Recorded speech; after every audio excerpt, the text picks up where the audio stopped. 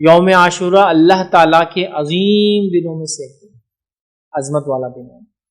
عظمت والا دن ہے، ٹھیک ہے، جیسے کہ اللہ تعالیٰ نے ارشاد فرمایا سورہ ابراہیم کی آیت نمبر 5 میں اللہ نے فرمایا وَذَكِّرْهُمْ بِأَيَّامِ اللَّهِ، اللہ نے فرمایا کہا اور انہیں اللہ کے احسانات یاد دلا دو، اور ان کو اللہ کے احسانات یاد دلا دو، اللہ کے احسانات یاد دلا دو، ٹھیک۔ اور ایسا کب ہوا؟ یہ احسان ہم کیسا یاد کر سکتے ہیں؟ یہ عظیم دنوں میں سے اللہ تعالیٰ نے اس دن موسیٰ علیہ السلام کی قوم کو فرعون سے نجات دی تھی، کیونکہ 10 جو محرم ہے، جو یہود و نصارہ بھی اس دن روزہ رکھتے تھے، جن کی مخالفت میں اللہ کے رسول صلی اللہ علیہ وسلم نے روزہ رکھا، وہ کیوں رکھتے تھے؟ کیونکہ اس دن اللہ تعالیٰ نے بنی اسرائیل کو، ہم سے پہلے مسلمانوں کو،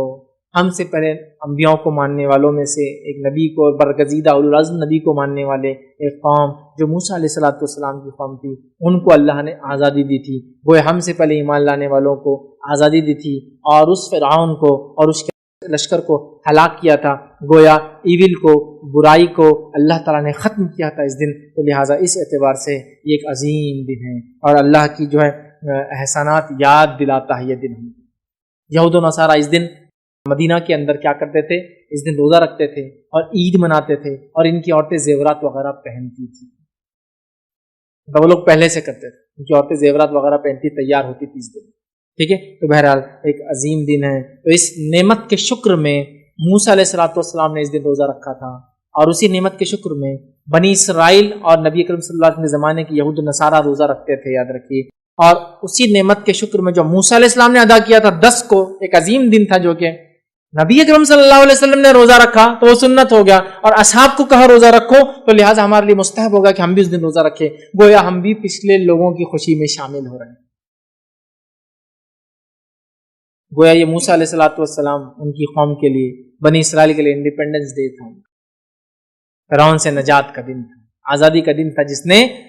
غاصبانہ طور سے، غلط اور ظالمانہ طور سے ان پہ قبضہ کر رکھا تھا اور ان کو غلام بنا دیا تھا اپنی زمین کے، سمجھا؟ تو گویا یہ دن اللہ کے شکر کا دن ہے، ایک عظمت والا دن ہے۔ اسی طرح جو ہے ابن عباس رضی اللہ عنہ فرماتے اور کہتے ہیں رسول اللہ صلی اللہ علیہ وسلم جب مدینہ تشریف لائے تو یہودیوں کو عاشورے کے دن روزہ رکھتے ہوئے پایا، تو آپ نے ان سے فرمایا یہ کیسا دن ہے، یہ کیسا دن ہے جس میں روزے سے ہو، مطلب یہودیوں سے پوچھا تم روزے سے ہو، کیسا دن ہے؟ تو ان لوگوں نے کہا یہ ایک عظیم دن ہے، اسی دن اللہ نے موسیٰ اور ان کی قوم کو نجات دیا تھا، اور فرعون اور اس کی قوم کو غرق کر دیا تھا، اور ایک روایت میں یہ ہے کہ ایسا دن ہے جس میں اللہ نے موسیٰ اور بنی اسرائیل کو فرعون پر غلبہ عطا فرمایا تھا، چنانچہ موسیٰ علیہ السلام نے بطور شکرانے کہ اس دن روزہ رکھا، لہٰذا ہم بھی روزہ رکھتے ہیں اس دن، یہودیوں نے کہا، ٹھیک ہے۔ تو رسول اللہ صلی اللہ علیہ وسلم فرمایا ہم تمہارے بنسبت موسیٰ علیہ السلام سے زیادہ قریب اور ہم مستحق ہے کہ ہم بھی روزہ رکھیں، ہم تو موسیٰ علیہ السلام سے تم سے بھی زیادہ قریب ہے، کیونکہ تم نے تو دوسرا دین اختیار کر لیا، ہم تو اسی دین پر ہے جو موسیٰ علیہ السلام لائے تھے۔ تو جب یہودیوں نے کہا کہ ہم اس موسیٰ نے چونکہ اس خوشی میں روزہ رکھا تھا، ہم بھی اس خوشی میں شکرانے میں روزہ رکھتے ہیں، تو اللہ کے رسول نے فرمایا ہم زیادہ مستحق ہے کہ موسیٰ کی اس خوشی میں شامل ہو اور شکر ادا کریں، لہٰذا آپ نے کہا موسیٰ علیہ السلام کے زیادہ قریب وہ مستحق ہے، چنانچہ اللہ کے رسول صلی اللہ علیہ وسلم نے اس دن کا روزہ رکھا اور صحابہ کرام کو بھی اس دن کا روزہ رکھنے کا حکم دیا، تو گویا ہم بھی پچھلے لوگوں کی خوشیوں میں شامل ہو رہے ہیں جو ہم سے پہلے ایمان والے تھے، اس عظیم دن اللہ رب العزت نے ان کو آزادی دی تھی، یاد رکھیں۔ اسی طرح عاشورہ ہمیں اس بات کی یاد دہانی کرتا ہے کہ مسلمانوں کے درمیان آپسی گہرا تعلق ہے، چاہے ہم زمین زمانے کے اعتبار سے دور ہو، آپسی گہرا تعلق ہے، عاشورہ ہم کو پیغام دیتا ہے، چاہے زمین اور زمانے کے اعتبار سے ہم بہت دور ہو سکتا کوئی مسلمان آج کسی اور ملک میں ہو، لیکن اگر تکلیف میں ہو تو ہمیں اس کا احساس ہونا چاہیے، اور زمانے کے اعتبار سے بھی اگر ہم سے دور ہو، جیسا موسیٰ علیہ السلام کی خوشی ہوئی ہم بھی اس خوشی میں شامل ہوئے، اگر ہم سے پہلے کے لوگوں کو کسی کو تکلیف پہنچی تھی تو ہم بھی ان کے دکھ میں آج شامل ہیں، ہم کو تکلیف ہوتی ہے اس واقعے کو سن کے، اصحاب اخدود ہے نا، ہزاروں کی تعداد میں آگ میں جلا دیے گئے، ہم اس میں شامل ہیں۔ عیسیٰ علیہ السلام کو ماننے والوں کو ہزاروں کی تعداد میں بھوکے شیروں کے سامنے ڈال دیا جاتا تھا، آپ کو معلوم ہے رومی حکومت، بزنطینی حکومت بننے سے پہلے، مطلب رومن امپائر جب تک عیسائیت قبول نہیں کیا تھا تو انہوں نے ہزاروں ہزار عیسائیوں کو جو عیسیٰ علیہ السلام پر ایمان لائے تھے بھوکے شیروں کے سامنے ڈال دیا، وہ تکلیف میں ہم بھی شامل ہیں۔ چاہے وہ آج یہود ہو اور نصارہ ہو، لیکن جب وہ ایمان لائے تھے اپنے نبی پہ تو ہم ان کی تکلیفوں میں شامل ہیں۔ تو زمانے کے اعتبار سے ہم آگے پیچھے ہو یا علاقے کے اعتبار سے ہم آگے پیچھے ہو، ہم ایک دوسرے کی تکلیف اور خوشیوں میں ساتھ ہے۔ یہ بات کہ ہم کو اس سے میسج ملتا ہے، یاد رکھیے کہ زمین اور زمانے کے بدلنے سے کوئی فرق نہیں ہوتا، ہم مسلمان آپس میں ایک دوسرے سے گہرا تعلق رکھتے، یہ میسج وہی تھا۔ اور کیوں نہ ہو، اللہ رب العزت نے قرآن میں یہ بات کہی، والمؤمنون والمؤمنات بعضهم اولیاء بعض، مومن مرد اور مومن عورتیں آپس میں دوست ہیں، اولیاء ہیں۔ سورۃ توبہ کی بہرحال یہ آیت ہے، ایک دوسرے کی مددگار ہے۔ سورۃ توبہ کی آیت نمبر 71 ہے یہ، ایک دوسرے کی مددگار ہے، دوست ہے مومن مرد اور مومن عورتیں۔ تو یہ بھی پیغام ہم کو ملتا ہے۔ اسی طرح 10 کو جب موسیٰ علیہ السلام اپنی قوم کو لے کر نکلے اور سامنے سمندر تھا بڑا، بنی اسرائیل موسیٰ علیہ السلام کے ساتھ تھی، فرعونی پیچھے سے ان کا لشکر آ کر موسیٰ علیہ السلام کو گھیر لیا۔ سورہ شورا میں اللہ رب العزت نے اس واقعے کو نقل کیا، آیت نمبر 61 اور 62 کے اندر، اور اللہ نے فرمایا انا لمدرکون، اور جب بنی اسرائیل نے کہا یقیناً اب ہم پکڑے گئے، اب پیچھے سے آگے انہوں نے ادراک کر لیا ہمارا اب تو ہم گھیر لیں گے، پکڑ لیں گے ہم کو، موسیٰ علیہ السلام نے فرمایا کہا کلا ان معی ربی سیہدین، ہرگز نہیں، یقین مانو میرا رب جو ہے میرے ساتھ ہے، جو ضرور مجھے راہ دکھائیں گا۔